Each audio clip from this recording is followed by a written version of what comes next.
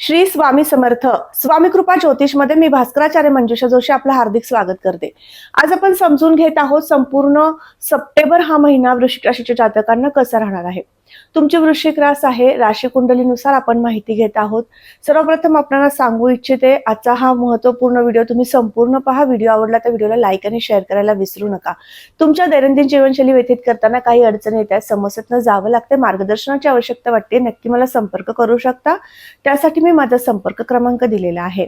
लग्नस्थानाची स्थिती पाहताना लग्नेश मंगळदेव ज्यांचं गोचर लाभात होतंय कन्या राशीतून, अर्थात शत्रू राशीतनं शत्रू घरातनं मंगळदेवांचं गोचर तुम्हाला या महिन्यामध्ये आत्मविश्वासामध्ये थोडीशी कमतरता किंवा काही गोष्टी समजून घेऊन मग त्यावर रिॲक्ट करणं या गोष्टीचा सल्ला देण्यात येत आहे।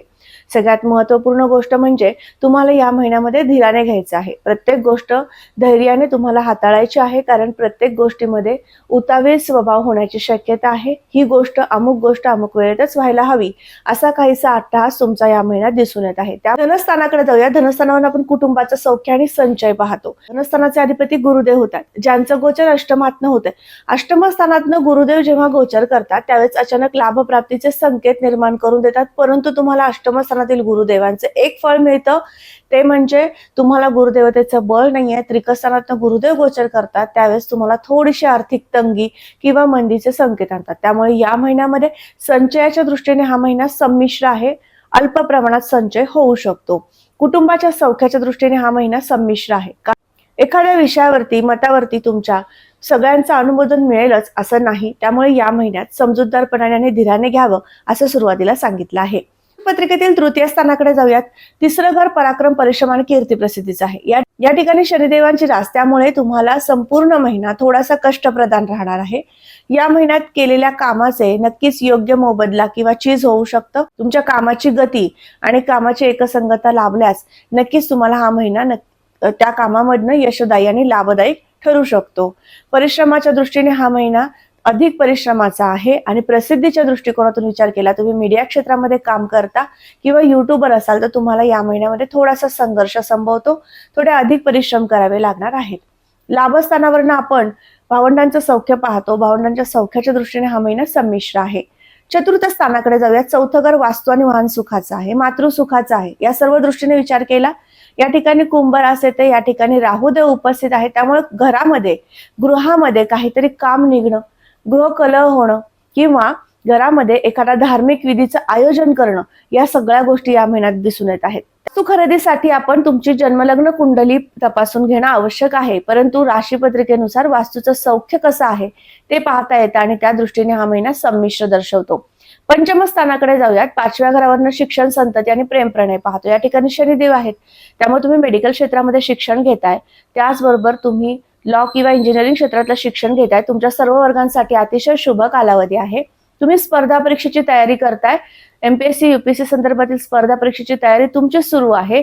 तुमच्यासाठी सुद्धा हा महिना नक्कीच लाभदायक आहे। अभ्यासपूर्ण असा संपूर्ण महिना राहणार आहे पाहिलं जातं।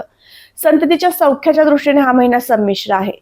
या महिन्यामध्ये काही अंशी तुमच्या संततीच्या बाबत तुम्हाला अधिक चिंता काळजी वाटू शकते। त्यांच्या करिअरसाठी, विवाहासाठी किंवा आरोग्यासाठी तुम्हाला थोडीशी चिंता काळजी दर्शवत आहे, पण हा योग फक्त तुम्हाला या महिन्याच्या 13 सप्टेंबर पर्यंत राहील, तदनंतर मात्र शुभ संकेत आहेत। राशी पत्रिकेतील पंचम स्थानावरनं प्रणयाचे योग पाहिले जातात, प्रणयाचे संकेत उत्तम आहेत।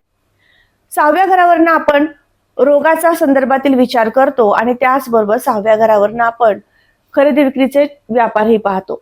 तुम्ही कन्स्ट्रक्शन संदर्भातील कामे करता किंवा जमीन खरेदी विक्री संदर्भातील कामे तुमची असतील तर तुमच्यासाठी हा संपूर्ण महिना उत्तम आहे। 13 सप्टेंबर नंतरची स्थिती अधिक लाभदायक, अधिक धनप्राप्त करून देणारी अशी असणार आहे, कारण या ठिकाणी मंगळदेवांची सप्तम दृष्टी येईल आणि मंगळदेव सप्तम दृष्टीने या स्थानाला पाहिल्यामुळे तुम्हाला नक्कीच भूमी संदर्भातील कामे करणाऱ्या वर्गाला लाभ प्रदान करून देतील।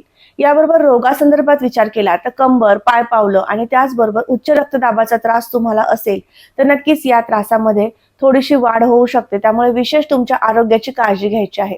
खानपानावरती नियंत्रण ठेवणं आवश्यक राहणार आहे, कारण या महिन्यात वातुळ पदार्थापासून तुम्हाला मोठ्या प्रमाणात पोटदुखीचा त्रास सुद्धा होऊ शकतो। याचबरोबर सप्तम स्थानाकडे जाऊया। 7व्या घरावरून आपण जोडदाराचं सौख्य पाहतो। सप्तम स्थानामध्ये वृषभ रास येते आणि शुक्रदेव हे कर्क राशीतनं गोचर करतायत भाग्यस्थानातनं, 14 तारखेनंतर ते तुमच्या दशमातनं गोचर करतील, अर्थात तुम्हाला 10व्या घरामध्ये गेलेले शुक्रदेव नक्की जोडदाराचं सौख्य प्रदान करतील. तोपर्यंत मतभेद किरकोळ प्रमाणात राहू शकतात, मोठ्या प्रमाणातील कुयोग नक्कीच नाहीयेत. सप्तम स्थानावरून आपण पार्टनरशिप मधील बिझनेस पाहतो.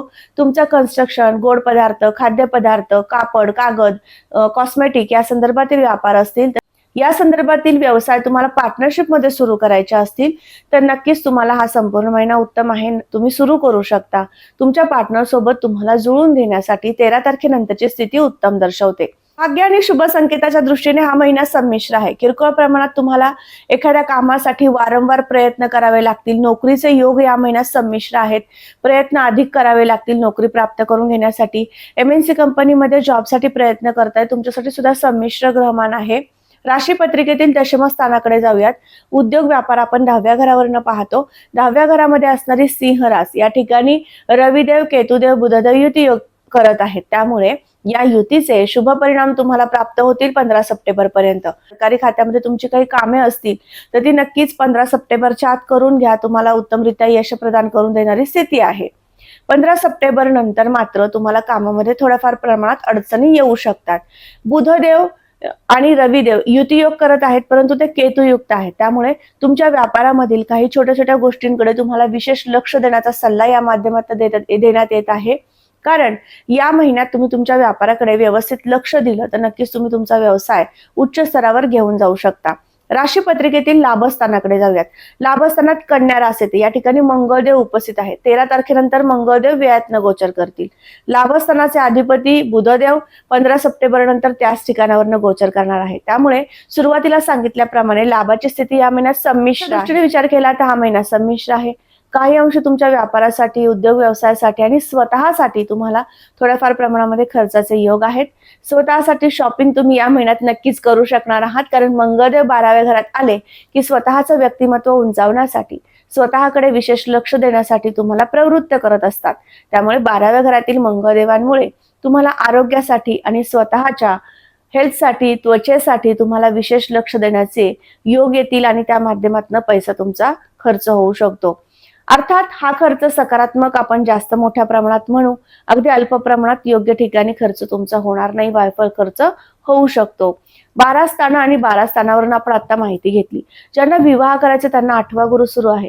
तुम्ही दत्त उपासना करत चला, म्हणजे तुमच्या विवाह कार्यातील अडचणी कमी होतील. जर तुमच्या जन्मलग्न कुंडलीमध्ये विवाहाचे योग उत्तमरित्या सुरू असतील तर नक्कीच तुम्ही या दरम्यान उपासना केल्यास तुम्हाला विवाहाचं कार्य सिद्धीला जाईल. विवाह संदर्भातील तुम्हाला काही माहिती हवी असेल तुमच्या जन्मलग्न कुंडलीनुसार तर त्यासाठी मी माझा संपर्क क्रमांक दिलेला आहे. सगळ्यात महत्त्वपूर्ण गोष्ट म्हणजे उपासना. या महिन्यात उपासना करण्याची आवश्यकता आहे. का? कारण राहू देवांची सप्तम दृष्टी दशमावर आहे, दशमात केतुदेव आहे, तर रवी बुधाचा आदित्य योग आणि त्याचबरोबर रवी केतूचा तुम्हाला ग्रहण दोष निर्माण होत आहे. त्यामुळे या संपूर्ण महिनाभर तुम्हाला शंकराची उपासना करावी असा विशेष सल्ला देण्यात येत आहे. संपूर्ण महिनाभर नमःशिवाय या मंत्राचं पठण करणं, जास्तीत जास्त नमःशिवाय मंत्राचा जप करणं आणि त्याचबरोबर दर सोमवारी शंकराच्या मंदिरात जलाभिषेक करणं, दुग्धाभिषेक करणं, या 2 गोष्टी तुम्ही सातत्याने केल्यास नक्कीच तुम्हाला आरोग्य वृद्धी झालेली दिसून येईल आणि आर्थिक लाभासंदर्भातील ज्या अडचणी आहेत त्या कमी झालेल्या दिसून येतील. शेअर मार्केटमध्ये गुंतवणूक करायची असेल आणि त्यामधल्या अडचणी कमी करायच्या आहेत तर त्यासाठी सुद्धा तुम्हाला या संपूर्ण महिनाभर गणपती स्तोत्र पठण करायचं आहे. आज आपण समजून घेतलं संपूर्ण सप्टेंबर हा महिना वृश्चिक राशीच्या जातकांना कसा राहणार आहे. आजचा हा महत्त्वपूर्ण व्हिडिओ तुम्हाला कसा वाटला नक्की कमेंट करून सांगा. कमेंटमध्ये श्री स्वामी समर्थ लिहिण्यास अजिबात विसरू नका. तुम्ही आपल्या चॅनलवर नवीन असाल नक्की चॅनलला सबस्क्राईब करा, बेल आयकॉनला क्लिक करा. पुन्हा भेटूयात अशाच महत्त्वपूर्ण माहितीला घेऊन. तोपर्यंत मी आपली रजा घेते. श्री स्वामी समर्थ. जय जय स्वामी समर्थ. रामकृष्ण हरी.